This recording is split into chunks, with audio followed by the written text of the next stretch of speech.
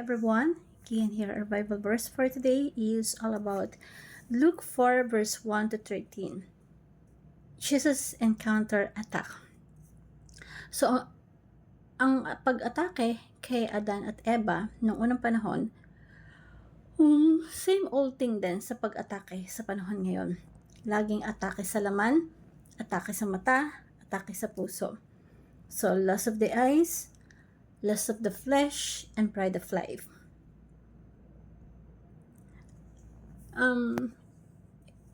Yung pride, ito yung tukso ni Satanas kay Jesus Christ. Sabi dito sa Luke chapter 4 verse 1 to 13. Yan. Sa Tagalog po ito. Si Jesus na puno ng Espiritu Santo ay bumalik mula sa Jordan.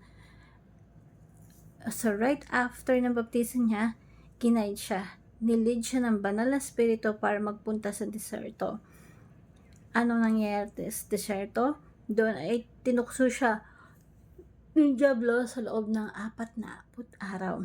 For 40 days, tinutukso siya ng Diablo.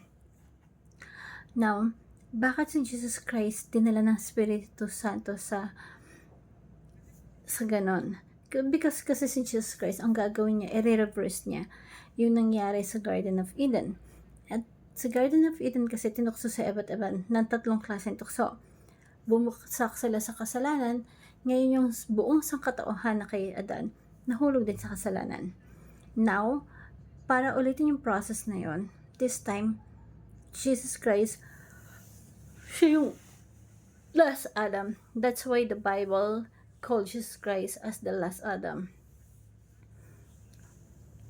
So, yung buong humanity nahulog along with Adam sa pagkakasala.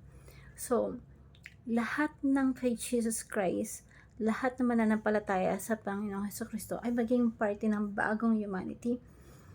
Kasi po, dati tayo ay naka-Adan, nasa cold humanity tayo, na nahulog tayo sa pagkakasala, at Adan represent us, pero Jesus Christ represent us in the desert, na lahat ng tukso ginawa sa kanya ng Satanas, pero Jesus Christ nagtagumpay, at lahat naman na napalataya kay Panginoong Jesucristo mananalitili sa kanyang katawan.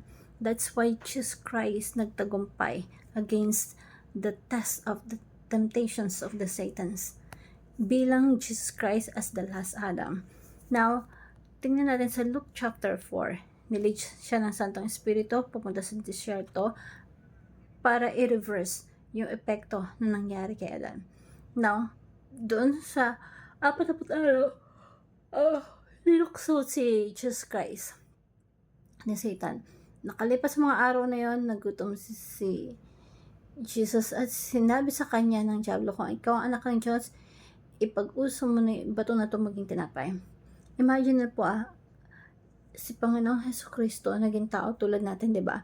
So, isang araw lang tayong hindi kumain, grabe yung gutom natin, di ba? Even yung mga senses mo, luto ng kapitbahay, naamoy mo kapag gutom na gutom ka. So, bilang tao, gutom na gutom din siya that time. At meron pang Satans na nag-uudyosa niya, na-imagine mo ba yung tinapay? Sarap ng tinapay, no? So, ito, gawin mo tinapay. So, anong tukso yan? Anong atake yan? Atake sa laman, lust of the flesh. Yung pita ng laman, gustong-gusto mo na kumain.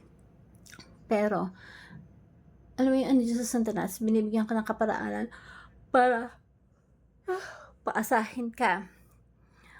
Pero, sinagot siya ni Jesus Christ na ang response ng Panginoon sa kanya, from the Word of God, nasusulat, ang tao ay hindi nabubuhay sa tinapay lamang. Si Adan po, hindi siya nagbase sa salita ng Diyos.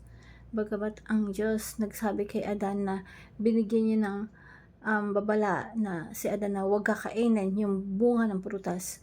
Pero si Adan hindi siya nagbase sa salita ng Diyos. Nagbase siya sa salita ng Satanas at sa salita ng kanyang asawa. At kumain siya, napahamak siya kasama na isang katauhan because of that. Now si Jesus Christ bilang pangalawang Adan, nag-base siya sa salita ng Diyos kung saan natusulat na ang tao ay hindi lang nabubuhay sa tinapay, kundi bawat sa salita ng mumutawi sa salita ng Diyos.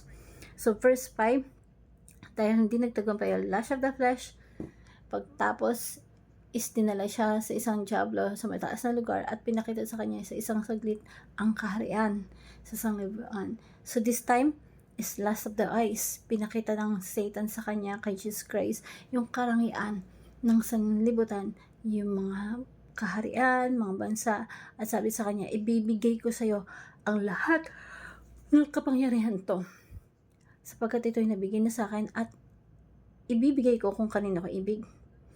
Now, ang ganda ng mga karangyaan na ino-offer kay Jesus Christ. Hindi niya na paghihirapan, kumbaga ibibigay na lang sa kanya offer. Just bow down and worship Satan.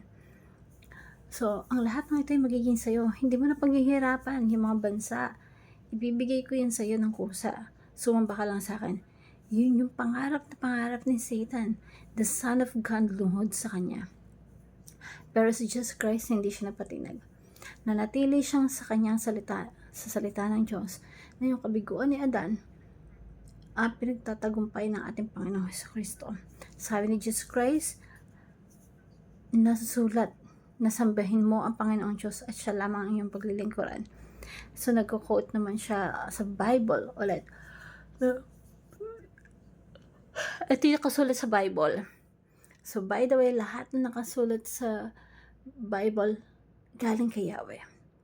Hindi ibig sabihin na hindi niya tatay si Yahweh. Is tatay niya si Yahweh. Galing kay Yahweh yun mga salita. That's why yun nasusulat, worship the Lord.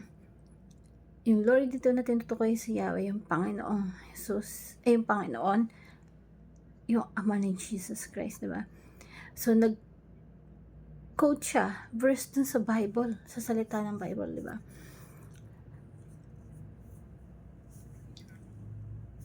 Alam mo yun, na kumbaga parang si Jesus Christ, sabi, tinanggap niya na paghihirapan ko to. Yung power, yung authority, yung kayamanan na mayroon to, paghihirapan ko yan. So, sa atin kasi sa mundo natin, lahat ng instant masarap eh. Kapag inoperang ka ng mga karangyaan na instant, ang sarap tanggapin, diba? Pero, si Jesus Christ, sabi niya, paghihirapan niya lahat ng bansa. Nabigutan na naman Satanas sa pag-offer sa kanya. Now, dinala siya sa Jerusalem, dinala siya sa tuktok ng templo at sinabi sa kanya, kung ikaw ang anak ng Diyos, magpatihulog ka mula dito. So this time is pride of life yung atake sa kanya ni Satan. Na kung yung totoong anak ka ng Diyos, ililigtas ka ng mga anghel mo, try mo nga magpakatihulog ka, subukan mo, test God, test your father. Because nasusulat nga, sabi nga ni Satanas, nag-quotation, ibibiling kanya sa mga anghel na ikaw ingatan at aalayan ka nila ng kanilang mga kamay. Kasi baka masaktan mo yung paa sa isang bato. Si Satan, nag-coach din. Marami din siyang alam sa Bible. At kailangan niya talaga kung sino yung Diyos, diba? Ang problem, hindi siya nagpapasakop sa Diyos. Anyway, sa verse 12, at sumagot si Jesus sa kanya na sinasabi, huwag mong tuksohin ang Panginoong mong Diyos. Nag-quote na naman yung Panginoong Jesucristo mula sa Bible na, don't put the Lord, your God, to the test. Huwag mong subukin, huwag mong tuksohin ang Panginoong Diyos. Nung natapos ng tatlong temptation na to, lust of the flesh, lust of the eyes, and pride of life, nung matapos ng diablo yung lahat ng panunukso na to, hindi umubra, lumayo siya hanggang sa isa pang pagkakataon. Now, tingnan niyo yung mga responses ng ating Panginoong Diyos, diba? Lagi siya nagkukul sa mga talatang ito mula sa Bible. So, man shall not live by bread alone. Nag-quote siya na, worship the Lord God and serve Him. And nag-quote ulit siya na, do not put the Lord your God to the test. So, paano nilabanan ni Jesus Christ yung mga tukso sa pamamagitan ng pagtitiwala sa salita ng Diyos Ama? At napakahalaga po nito bilang application natin, the role of God's Word. Ano ba yung role of God's Word? Ano ba yung salita ng Diyos sa panahon ng tukso? Before and during temptations. Napakahalaga ng salita ng Diyos. Ito yung sandata natin. The Word of God is our sword. This is how we encounter attack the advances of the devil sa buhay natin. Kaya napakahalaga na immerse yourself in God's Word. Napakahalaga na tayo, na nagbababad tayo sa salita ng Diyos. Kahit na walang tukso, kahit na hindi tayo natutukso or nagpe-prepare na tayo, nagbababad na tayo sa salita ng Diyos. Just imagine how powerful it is when you base everything na sa Bible. So use the Word of God as your sword na kailangan mong gamitin sa buhay mo para magkaroon ka ng kalaban-laban sa test, sa temptations ng mundong ginagalawan natin. At ikaw ang sword, saan mo ikaw may espada? Before the battle, you have to train yourself. That's why sabi ni Apostol Pablo kay Timothy, all scriptures is God breathed. So lahat ng kasulatan na ito ang hininga ng Diyos. Magagamit mo ito in your training. You can use this godliness, training in righteousness. So, ibig sabihin, meron talagang training na pagdadala ng bawat isa sa atin bago tayo sumasabak sa laban. Tinitrain na natin yung gamitin yung espada ng Diyos. Immerse yourself in God's Word. Nagbababad na tayo sa salita ng Diyos. At dapat yun ang gagawin natin kasi yun ang katuruan ng Diyos before the battle begins sa buhay natin. Fight temptations with God's Word. During temptations, marami na tayong bala. At handa ka na when you use the sword of God. But, huwag mo labanan yung salita ni Satanas ng sarili mo salita. Labanan mo ng salita ng Diyos. Kaya napakahalaga na example ng Diyos na yung counter-attack niya, laging katotohanan ng Diyos patungkol sa Bible. Kasi si Satanas, laging sasabihin niya puro kasinungalingan. Marami siyang sasabihin tama, maganda, pero may halong kasinungalingan. Ganun nangyayari sa Genesis chapter 3. At ganun pa rin yung nangyayari sa panahon natin ngayon na maraming i-offer sa'yo.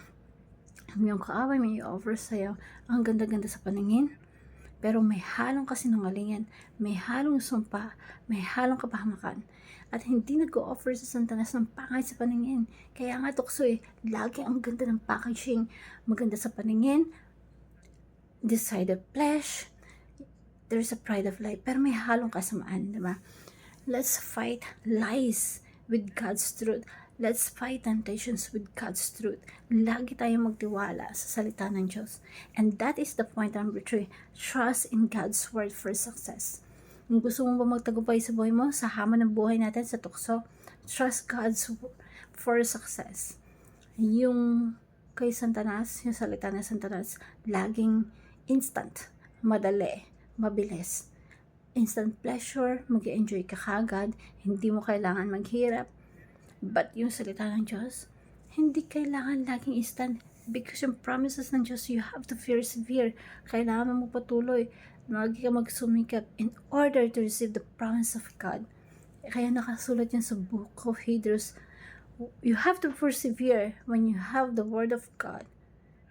When He has the promise, kailangan mo muna sumunod sa salita ng Diyos. You need to persevere into the will of God. Kasi tutuparin niya kung ano yung promise niya. And hope you like this verse